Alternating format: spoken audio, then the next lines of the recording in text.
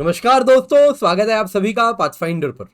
दोस्तों, India Russia में जो रिश्ते हैं ये एक स्ट्रेटेजिक पार्टनरशिप है और इन रिश्तों को आज इस मकाम पे जहां पे ये खड़े हैं यहां तक पहुंचने में दशकों बीते हैं। सोवियत यूनियन से लेके रशिया तक आज तक ये जो रिश्ते रहे हैं ये सालों में मजबूत हुए हैं।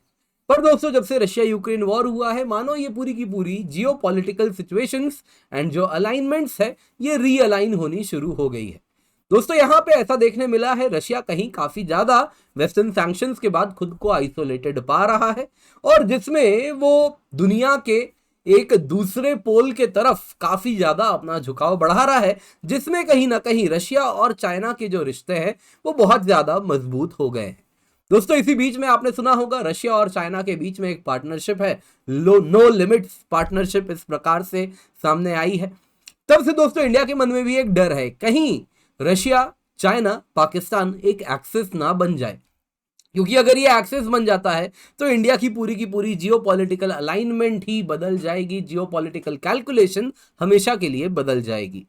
दोस्तों, अब ऐसा लग रहा है इंडिया रशिया का जो स्ट्रेटेजिक पार्टनरशिप है, जैसा काफी जाने माने आप देखें तो फॉरेन पॉलिसी के बारे में जानकार हैं श्रीराम चौलिया जी, डीन है Jindal school of international affairs के। उन्होंने पहले भी एक बार कहा था और कुछ वैसा ही होता हुआ लग रहा है। ऐसा लग रहा है मानो जो इंडिया और रशिया का रिलेशनशिप है ये very high value strategic partnership से मात्र ट्रांजैक्शनल रिलेशनशिप तक सीमित होता हुआ दिख रहा है। दोस्तों, हाई वैल्यू स्ट्रेटेजिक पार्टनरशिप क्या हुआ?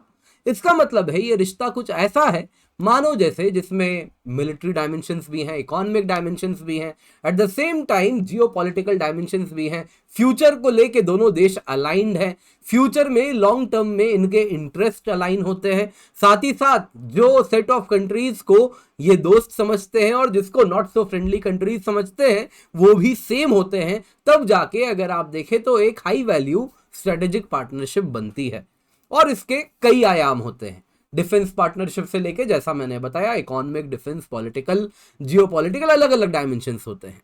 लेकिन दोस्तों ये मात्र ट्रांजैक्शनल रिलेशनशिप में लिमिट हो रहा है।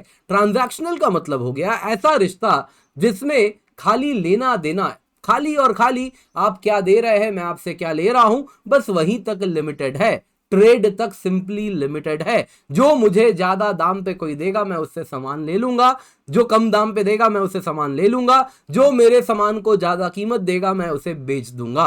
एज सिंपल एज दैट, हमें सिर्फ ट्रेड चाहिए।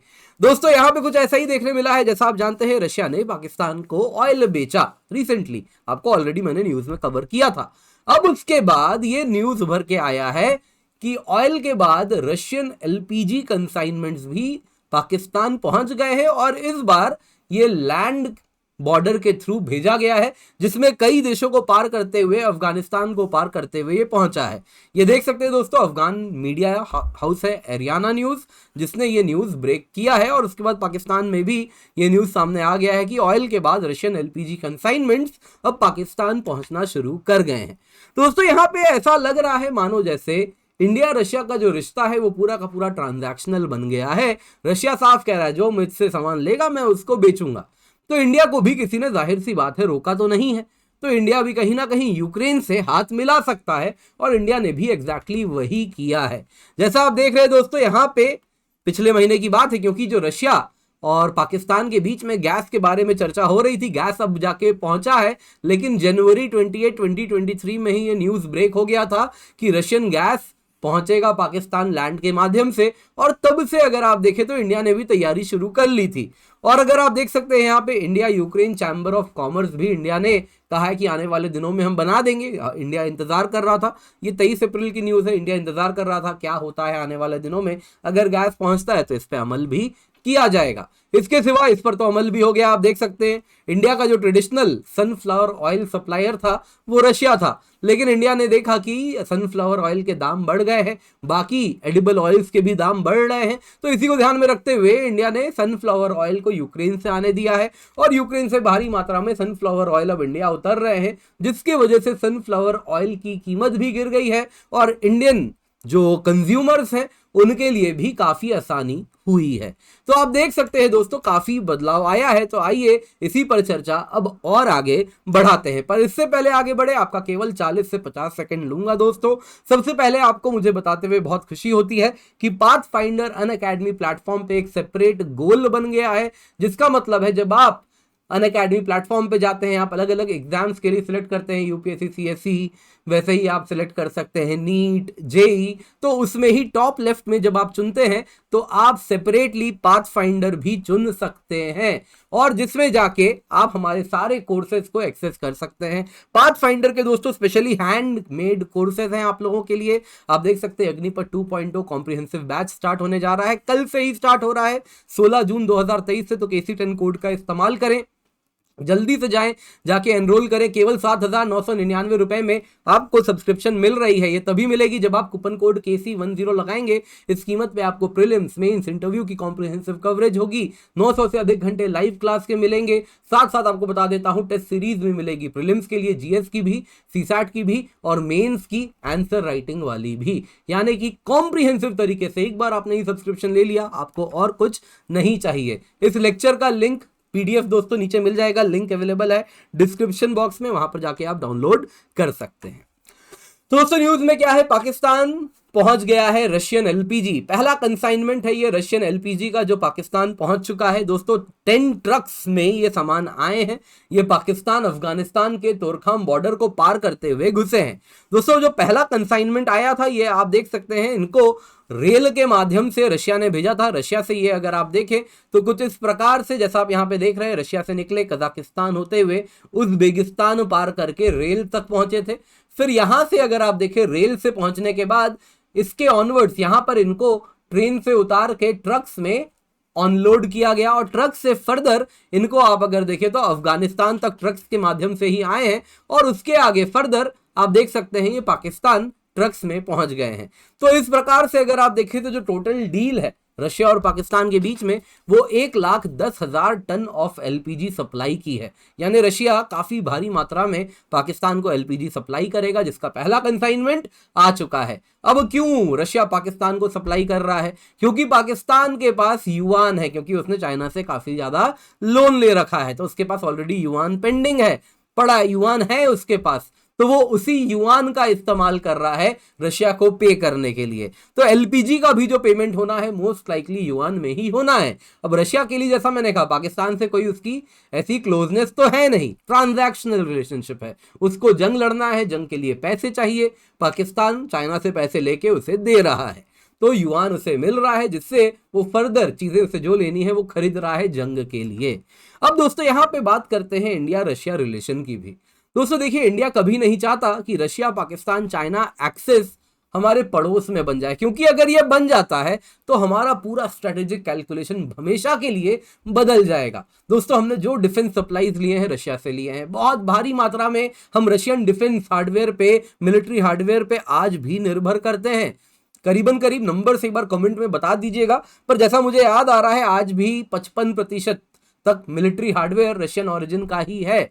तो जाहिर सी बात है, उन हार्डवेयर का जब जैसा जंग होता है तो कंटिन्यूअसली हार्डवेयर को हमेशा बदलते रहते हैं, उसमें कुछ पार्ट्स नए लगते हैं, कंटिन्यूअस कहीं ना कहीं जो सप्लायर है उनसे करीबी रखनी होती है, क्योंकि रीसप्लाई करते रहना होता है। कभी एम्यूनिशन चाहिए तो कभी कोई स्पेयर पार्ट्स चाहिए, क्योंकि वेयर एंड टियर बहुत होता है जंग के दौरान। तो उसमें अगर आप रशिया पे निर्भर करते हैं और आपका जंग अगर होगा तो या तो चाइना से होगा या तो पाकिस्तान से होगा, और रशिया उन्हीं के साथ यदि एक्सेस में बन के बैठा है तो बहुत दिक्कत हो सकती है मिलिट्री हार्डवेयर के सप्लाई में। तो इस तरीके से पूरी स्ट्रैटेजिक कैलकुलेशन भारत की बदल जाएगी। तो हम कभी नहीं चाहेंगे रशिया पाकिस्तान चाइना एक्सेस बन जाए। दोस्तों यहां पे इंडिया और रशिया की बात करें तो हमारा इकोनॉमिक कोऑपरेशन तो अभी चल रहा है, लेकिन इकोनॉमिक कोऑपरेशन के साथ दिक्कत क्या होती है, ट्रांजैक्शनल होता है। आज मिला, जब तक फायदा तब तक साथ, तब तक दोस्ती दोस्ती, जिस दिन कहीं ना कहीं फायदा खत्म हुआ उस दिन तेरे मेरे रास्ते अलग हो जाते हैं। लेकिन जब लॉन्ग टर्म पार्टनरशिप होती है तो उसमें इकोनॉमिक के सिवा बाकी डायमेंशंस को भी डालना पड़ता है। आप देखें तो उसमें आप देख सकते हैं ह्यूमन रिलेशंस भी इंपॉर्टेंट होते हैं, आपस में कल्चरल कॉन्टैक्ट्स कैसा है वो भी जरूरी होता है। इसके सिवा कहीं ना कहीं आप देखें तो बाकी एस्पेक्ट्स होते हैं कि इकोनॉमी के सिवा आप देखें तो जियोपॉलिटिकल अलाइनमेंट है वो कैसा है, फ्यूचर को लेके जो प्रोजेक्शन है कि कौन आपके अलायंस में है, कौन आपके खिलाफ खड़ा है, वो जो अलाइनमेंट है वो भी इंपॉर्टेंट होती है, और बाकी एस्पेक्ट्स भी होते हैं कोऑपरेशन के। तो इंडियन लीडर्स बहुत केयरफुली वॉच कर रहे हैं चाइना और रशिया में जो घनिष्ठता बढ़ रही है। रशिया काफी ज्यादा वीक एंड वल्नरेबल पोजीशन में खड़ा है इस वक्त, और चाइना पे बहुत ज्यादा इकोनॉमिक और स्ट्रेटेजिक रीजंस के लिए वो अब निर्भर कर रहा है, और इंडिया इससे वरीड भी है। रशिया ने खुद कह दिया है S-400 वेपन्स आने वाले दिनों में हम आपको सप्लाई नहीं कर पाएंगे, इंडिया को बोल दिया है हम इस पोजीशन में नहीं है। और मानो जैसे अब लग रहा है जो ट्रांजैक्शनल रिलेशनशिप है इंडिया रशिया में, ये और भी ज्यादा कहीं ना कहीं फोरफ्रंट पे आता जा रहा है। जो स्ट्रेटेजिक वाली बात है वो और पीछे जाती जा रही है, क्योंकि यही बात तो इंडिया रशिया के रिश्तों में, फिर वो डिफेंस डील हो गए, मिलिट्री हार्डवेयर हो गए, वही उसकी जो सप्लाई है, जो हमेशा से इंडिया रशिया पे रिलायबल तरीके से निर्भर हो पाता था, वो अगर क्वेश्चन होने लगेगी तो जो भरोसा था, जो ट्रस्ट था, जो स्ट्रेटेजिक रिलेशनशिप वाली बात थी, वो कहीं ना कहीं बैक सीट आने लग जाएगी। और इंडिया इस प्रकार से फिर ट्रांजैक्शनल तरीके से ही रिश्तों को देखेगा कि हाँ चलो ऑयल तुम दे रहे हो, सस्ते दाम पे दोगे तो तुमसे लेंगे, और अगर हमारे टर्म्स में दोगे तो हम तुमसे लेंगे, और अगर तुम नहीं दोगे तो किसी और से लेंगे। जैसा अब आप देख सकते हैं तो इंडिया यूक्रेन के बीच में भी रिश्ते कहीं ना कहीं वापस पनपने लग रहे हैं, वापस से मजबूत हो रहे हैं। अभी हाल की ही बात है, India Ukraine chamber of commerce बनेगा, इसकी घोषणा कर दी गई है। ऐसा कहा गया है कि इसके द्वारा इंफ्रास्ट्रक्चर और पावर सेक्टर में इंडिया और यूक्रेन कोलैबोरेट करने वाले हैं। इसके सिवा सनफ्लावर ऑयल को लेके आप देखें तो इंडिया बहुत ज्यादा निर्भर करता है इंपोर्ट्स पर। एनुअली 2 से 2.5 million ton of sunflower oil India import करता है। और इसमें अगर आप देखें तो यूक्रेन सनफ्लावर ऑयल, इंडिया में क्या हुआ कि सनफ्लावर ऑयल की कीमत बढ़ गई, रशिया यूक्रेन वॉर के बाद से ही बहुत ज्यादा बढ़ गई, क्योंकि रशिया और यूक्रेन ये दो देश हैं जो मेजर सनफ्लावर ऑयल प्रोड्यूसर्स हैं। इसमें से जैसे ही इसकी कीमत बढ़ने लगी, इंडिया रशिया से ऑयल ले रहा था, लेकिन धीरे धीरे देखा इसकी ऑयल की कीमत बढ़ती जा रही है और इंडियन कंज्यूमर्स में दिक्कत हो रही थी। तो फिर जब देखा इस प्रकार से रशिया भी कहीं ना कहीं पाकिस्तान के साथ रिश्तों को आगे बढ़ा रहा है और पूरे रिश्तों में जो आयाम है वो ट्रांजैक्शनल आयाम मजबूत हो रहे हैं, तो इंडिया ने भी उसी तरफ कदम रखा है और यूक्रेन से काफी टाइम तक इंडिया ने रोका, लेकिन अब सनफ्लावर ऑयल वहां से मंगवाया जा रहा है और काफी भारी मात्रा में यूक्रेन ने सनफ्लावर ऑयल इंडिया पहुंचा दिया है। एज ए रिजल्ट अगर आप देखें तो सनफ्लावर ऑयल की जो कीमत है वो गिर के 110 से 120 प्रति लीटर हो गई है, और ये अन्य एडिबल ऑयल की तुलना में अगर आप देखें तो रिलेटिवली लोअर साइड पे है। तो इंडियन कंज्यूमर्स को इससे बड़ा फायदा हो रहा है।